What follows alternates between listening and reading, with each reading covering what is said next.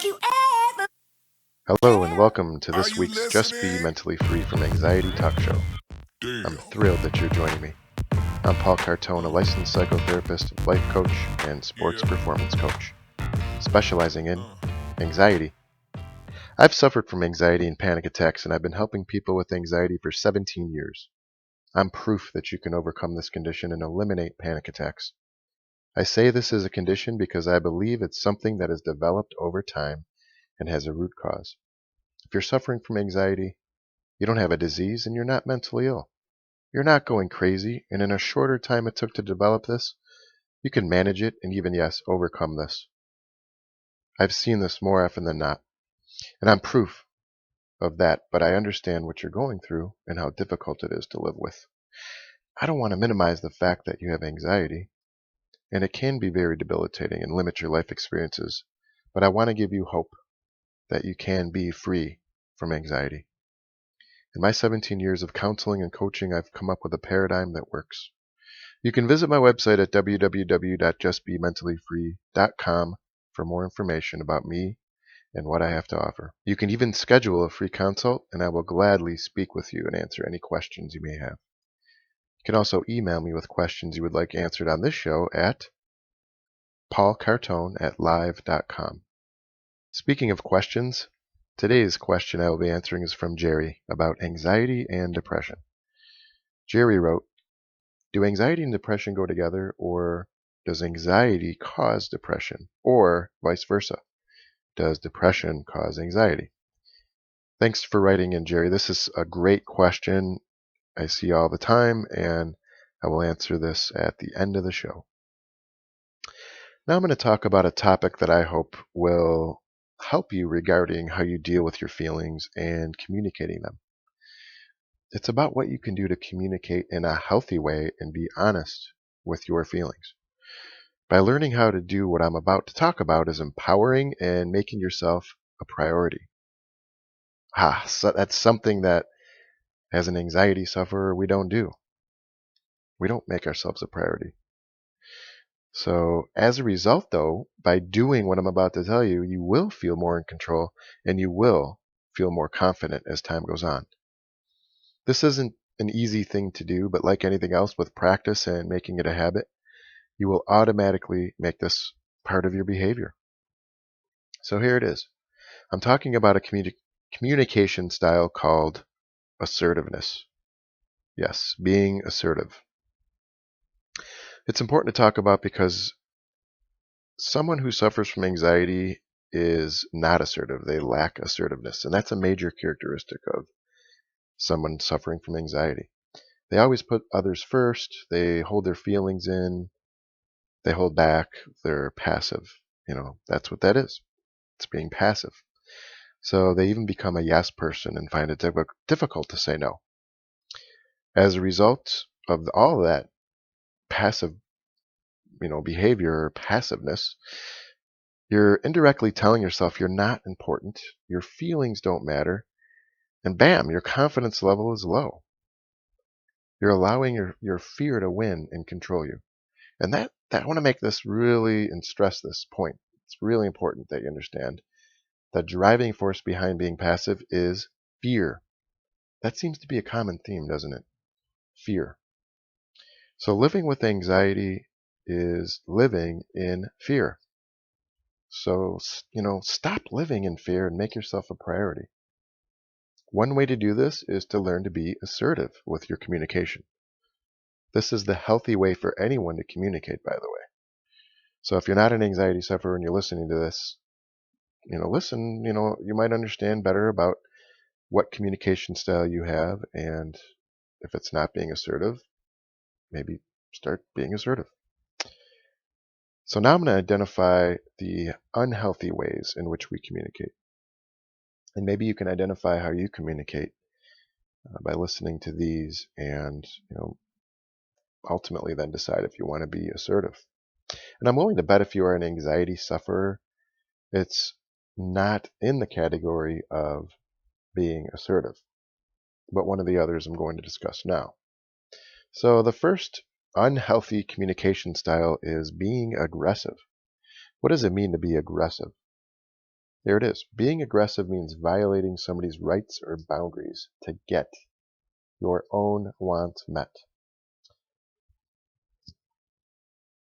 So I'm going to name, some of these characteristics of being aggressive, and they're not very appealing. And, I bet you can identify, I don't know if it's with yourself, but, maybe somebody in your life that's aggressive here. And they may not take on all these characteristics, but, here they are.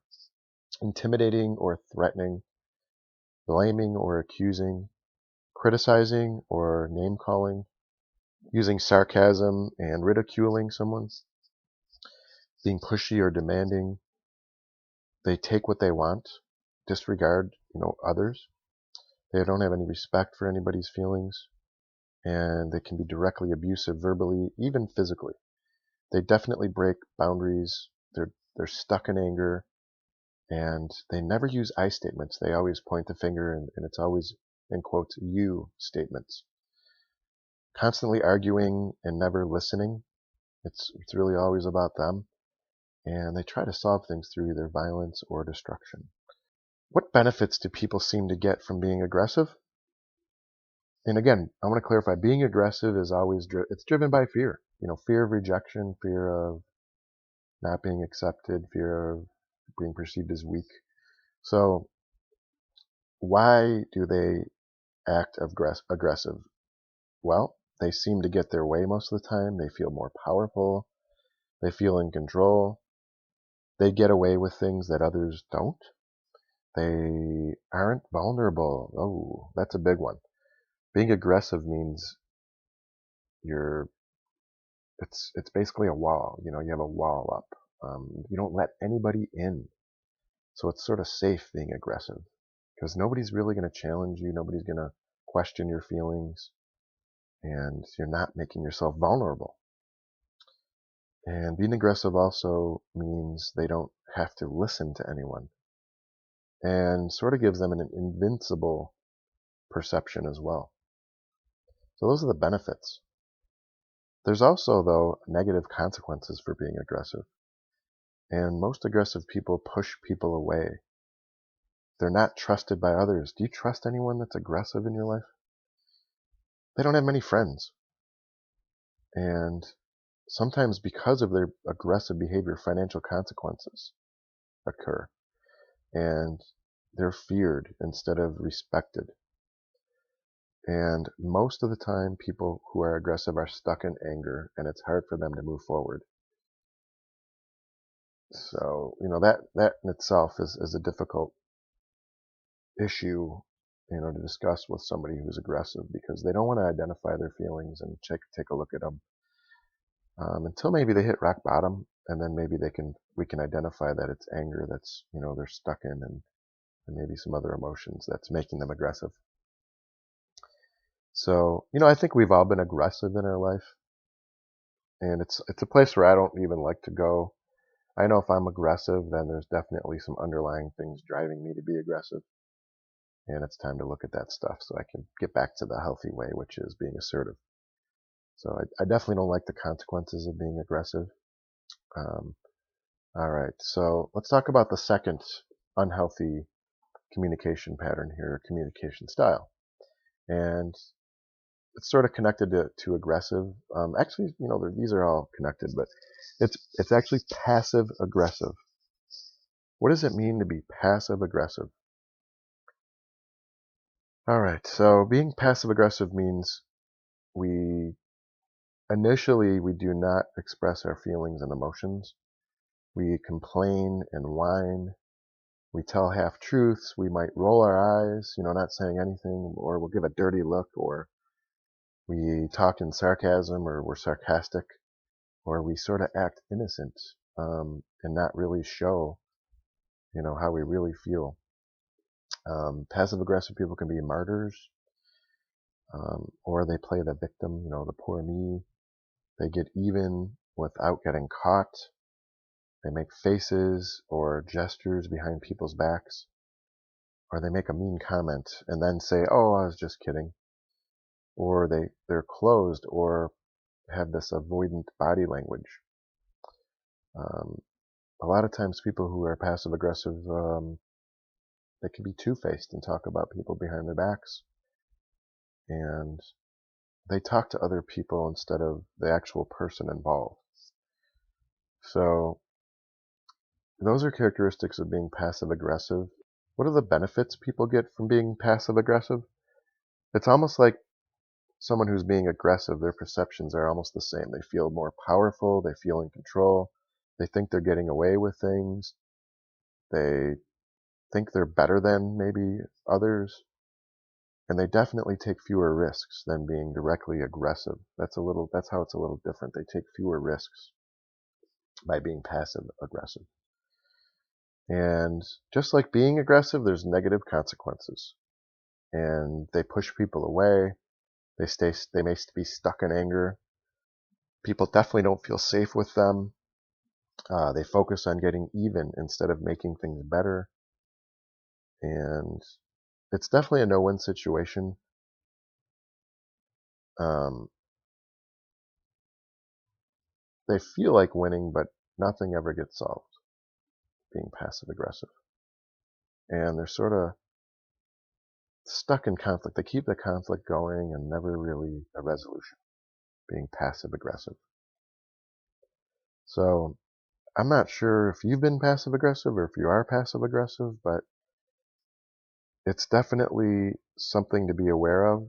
I know I have been passive aggressive in the past where something might bother me and I don't want to say it in front of somebody. I might talk about them behind their back, and it might come out in a sarcastic way later, or I might criticize that person in front of them, um, or I might hold something in. I think this one's a classic. You hold something in, and things might continue to bother you. You don't express yourself. You might whine about it, but then it comes out in the form of aggression, and you might take it out on your loved ones. So it's definitely something that needs to change, and again get into that assertive communication style. So the last one I'm going to talk about as far as unhealthy communication is being passive. So being passive means you're offering no opposition or resistance. You're submissive. You're giving up, giving in, or backing down without considering what's best for you. So I would be willing to bet most people who have anxiety are passive. Um, they just lay back, become yes people, and totally avoid conflict, which is a characteristic of being passive. Smile a lot, act like everything's good, fine. Just hide behind that smile. Don't show any anger, really, being passive, or really any feelings. You deny having feelings. Passive people are afraid of conflict and afraid of anger.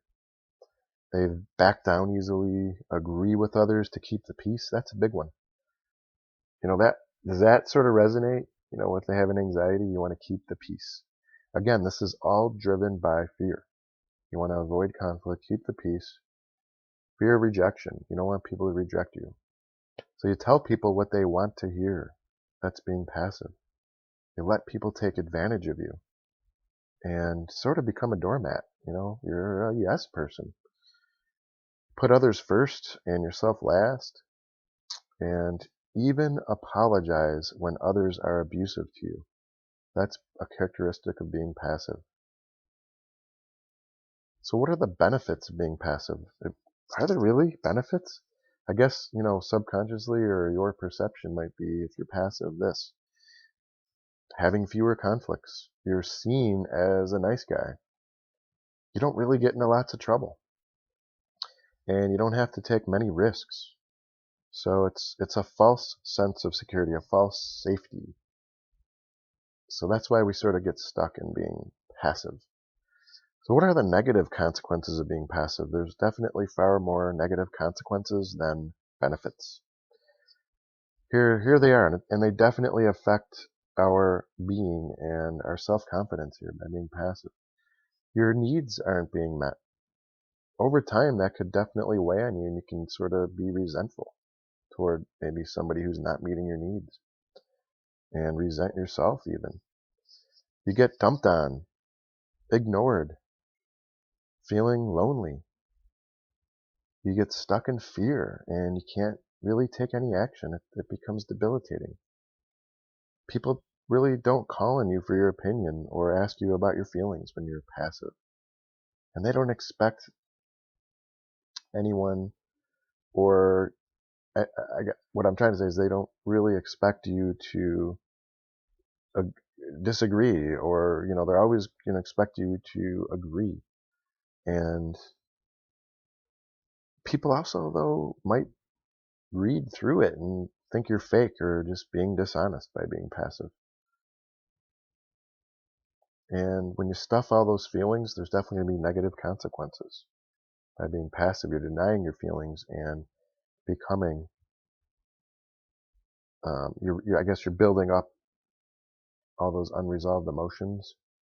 And there's definitely going to be a negative consequence somewhere down the road by being passive. So I know I've been there. I've been all three of these. And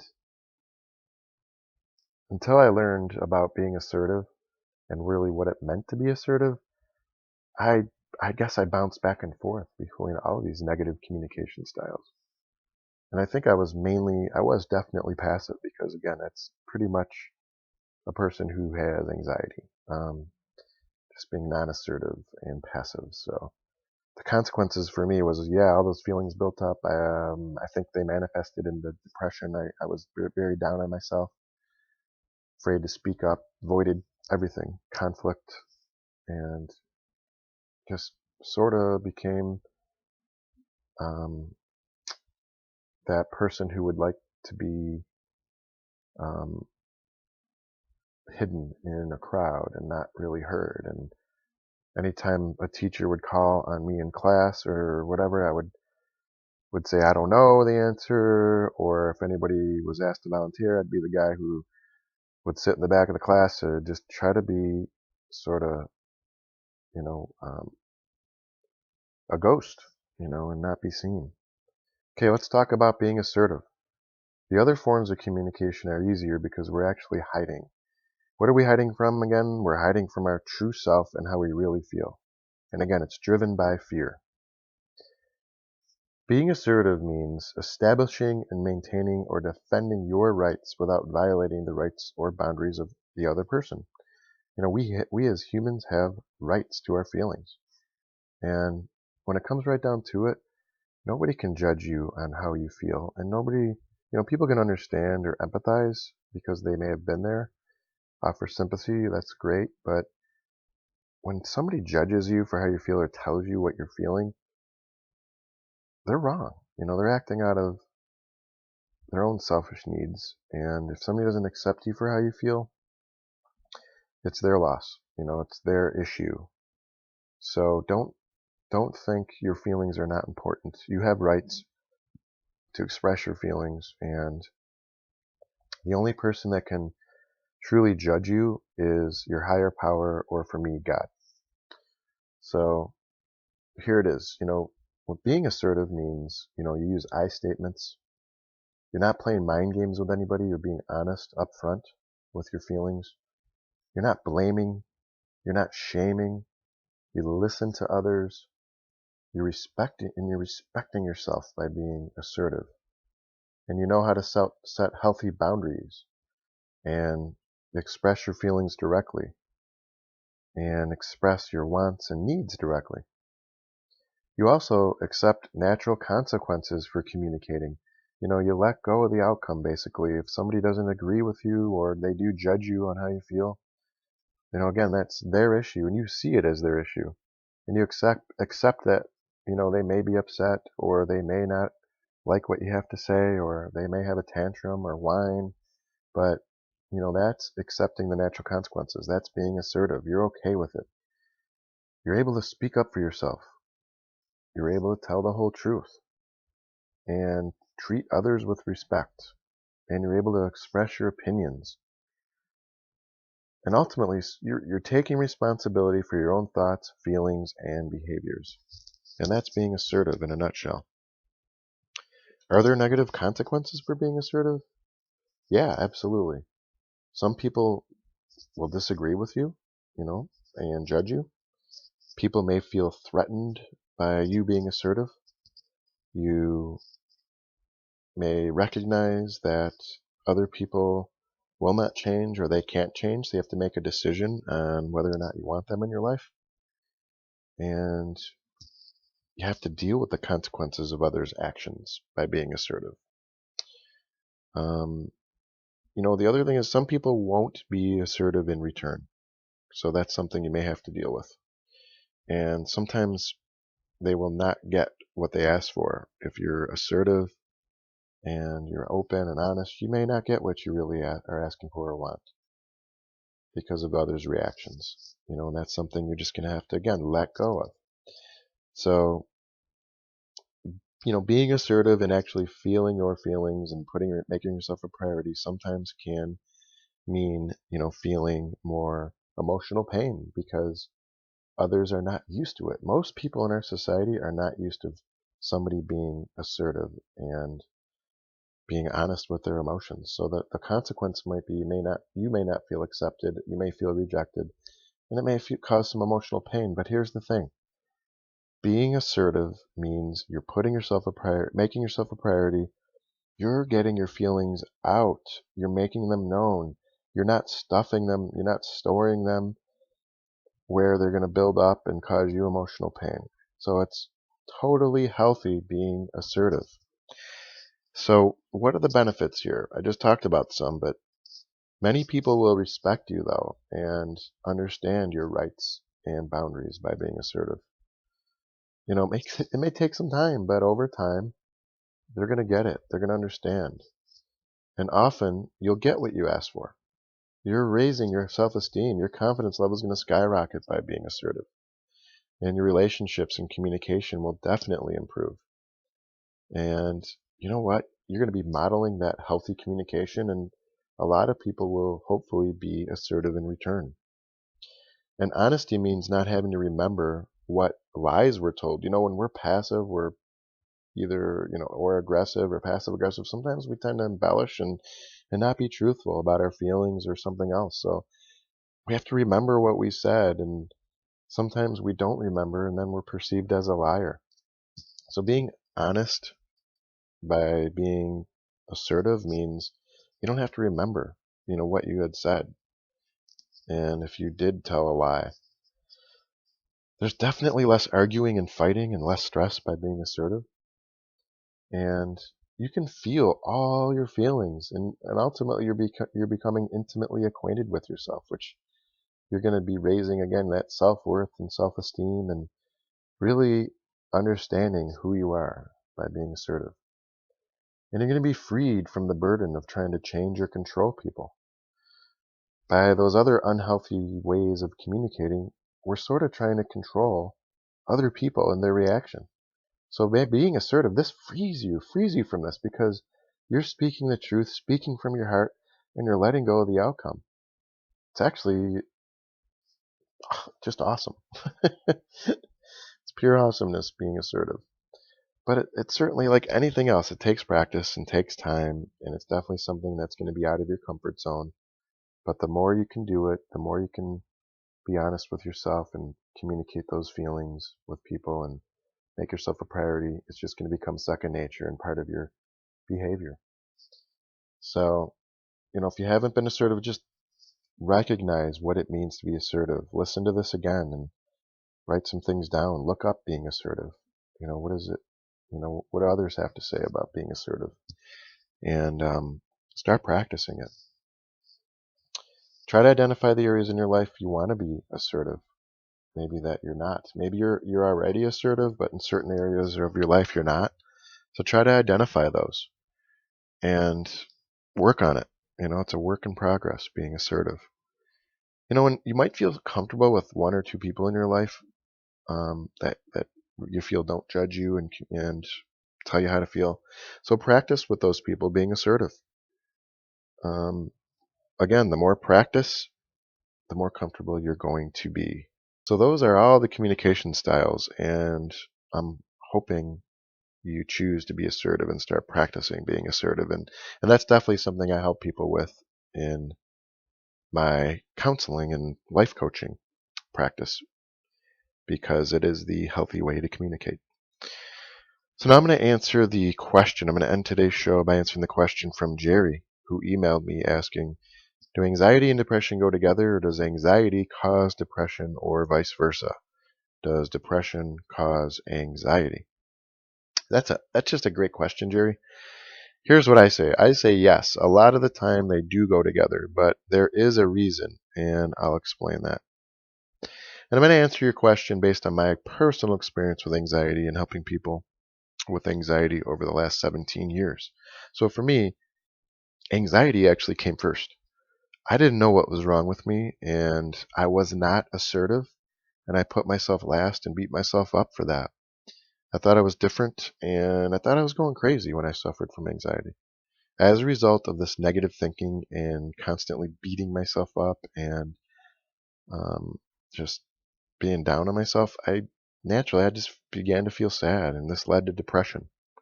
So this type of depression is what I call situational depression. And that was overcome when I began to feel more in control and gain control of my anxiety. And eventually, when I resolved my anxiety, that depression was lifted. And I think the depression was lifted even before I totally resolved and felt, that resolution with the anxiety. But I see this all the time with people I help. So as the anxiety gets better, the depression follows and gets better. So let's talk about the other scenario.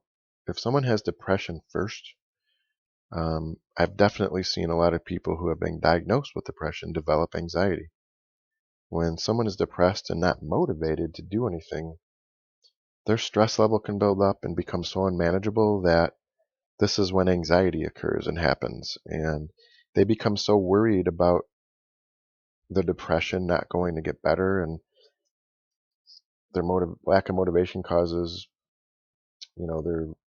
their life to be turned upside down and things aren't getting accomplished, and then they become obsessive and thinking about the things they constantly have to get done but can't because of the depression, and they develop this negative thinking and take on a lot of characteristics of anxiety. So just like the first scenario with depression coming first, once the depression is under control, then the anxiety seems to get better, because when the depression becomes manageable, you start to feel more confident and motivated to get things done. So the anxiety eventually becomes better and eventually resolved. However, though, here's one thing, again, this is my opinion. I do believe, though, unlike anxiety, I do believe depression can be genetic. So if this is the case, I have found that the anxiety can get resolved, but the depression may still exist.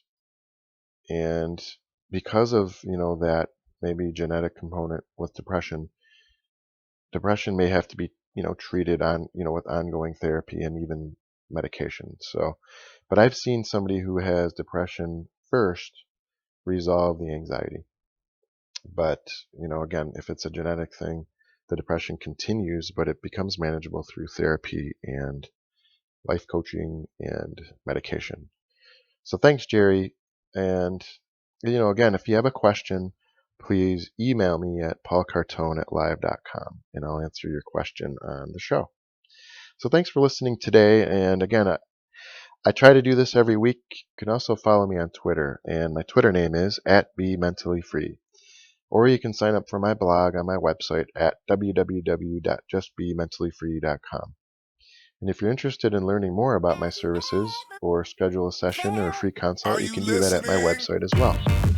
And remember, it's my goal to help everyone live a life of peace that they deserve and just be mentally free. Yeah.